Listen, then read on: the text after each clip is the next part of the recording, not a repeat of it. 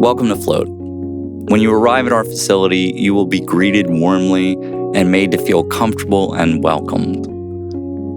We start off by giving you a tour of our facility, an overview of the equipment that's there, some tips, tricks, and best practices on how to get the best experience with us.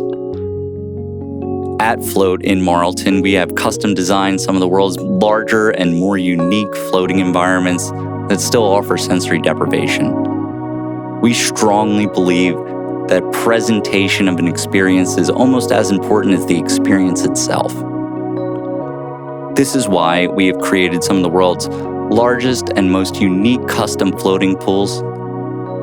All of the pools at our facilities are functionally the same, but they differ a little bit in size and themes just to have some fun with it. Now we're going to show you how to use one of our float rooms.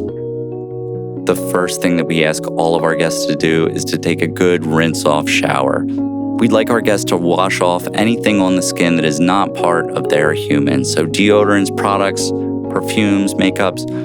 We ask that you leave all of this outside of the pool. Once the shower's done, you'll open the door into your floating pool, and you'll notice that this is a large, expansive space with very high ceilings that prevents any concerns regarding claustrophobia or feeling trapped. All of our pools have thousands of pounds of pharmaceutical-grade Epsom salt dissolved in a couple hundred gallons of body temperature water. Every human being who lays in the solution floats totally effortlessly and weightlessly.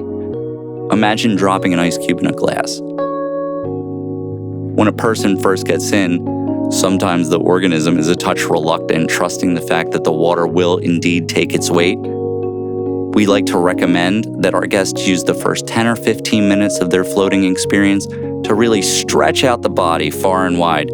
It's an excellent practice to take a long, deep inhale, stretching your body out far and wide, maybe tensing up your muscles just a little bit, and then releasing that breath. Stretch, tension, release, coupled with the breath, helps your body understand that it can relax and let go. You're not in any danger or jeopardy of falling under the water. As you're getting more and more comfortable, you'll notice the head, neck, and shoulders might be the last place in your body you're storing a little bit of tension.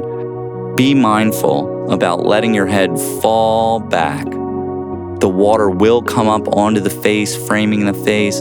The ears will be under the water. We do provide earplugs in all of the floating pool rooms. We do recommend them to our guests. If you are finding that your head, your neck, or your shoulders are providing any real resistance to release, we provide these round rings, which function as little rafts that will give you some additional buoyancy. Saltwater solution in the eyes, nose, or mouth is not the pinnacle of most people's pleasure.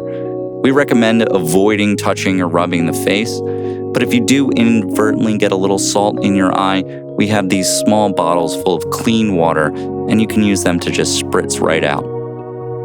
We also provide small hand towels in all of the pool rooms. It's nice to take these towels into the pool, hang them on the bar. If you have any itches on the face, instead of using your hand, which is now covered in salt, use that towel. Now the fun part. There are some push buttons in all of our pools.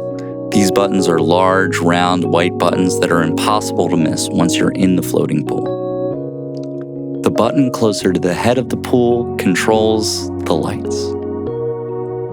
The button closer to the foot of the pool controls the underwater music. Just got real, didn't it? All right, nobody screamed, so we're off to a good start. This is your experience to do with as you please, but the best practice and benefit is when we remove as much external sensory input on the body as possible. All day long, you are processing so much information through your eyes, your ears, your skin. Think about all the calculations your body is just naturally doing for gravity. So when we remove light and sound and gravity and temperature differential all together, it takes a huge workload off of the central nervous system.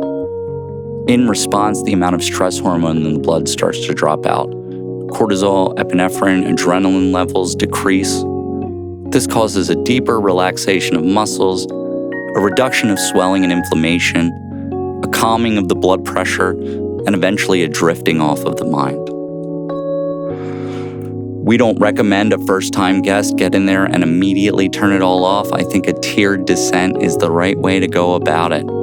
Have some fun for the first 10 or 15 minutes. You're going to be bouncing off the walls while you figure out the physics of zero gravity. Do the stretching that we were talking about. You're going to find where you like your arms the best. Get the wiggles out, in other words. But eventually, once you've explored the environment, have gotten that stretching done, are physically comfortable, you're going to want to start to focus on long, slow, deep breaths. We all forget to breathe so much, but it's so important to do it consciously and mindfully. Once you've found some stillness and comfort, we recommend turning off the lights first. The water is too salty for sharks, and the button will not disappear into an alternate dimension. Once you've relaxed into the darkness, we recommend turning off the music. And we invite you to forget that time even exists. Maybe the most beautiful part of this experience is you not having to worry about what time it is, how long you've been in, how much longer is left. We've got that. At the end, our guests will hear a gong through the underwater speakers. It starts subtly, but it keeps coming, and we can make it incredibly insistent. You will not miss it. If the lights are off at the end of your float, don't worry, we'll turn them back on. We will get you out. Please use the grips. The salt water is significantly more slippery than regular water. It can catch you by surprise. Please keep the doors to the floating pools closed while you're showering before and after the float. We like the shower water outside. Most people find the door closed while they're floating to be the most comfortable, but if you would like a cool breeze, you're always free to crack it just a little bit. On the shelves in the rooms, we provide earplugs, makeup wipes, Vaseline for covering any small cuts or scrapes, and some Tiger Balm. The Tiger Balm is provided in case you know you are prone to congestion and humidity. A little dab under the nose with a Q-tip will open up your breathing for the duration of your float.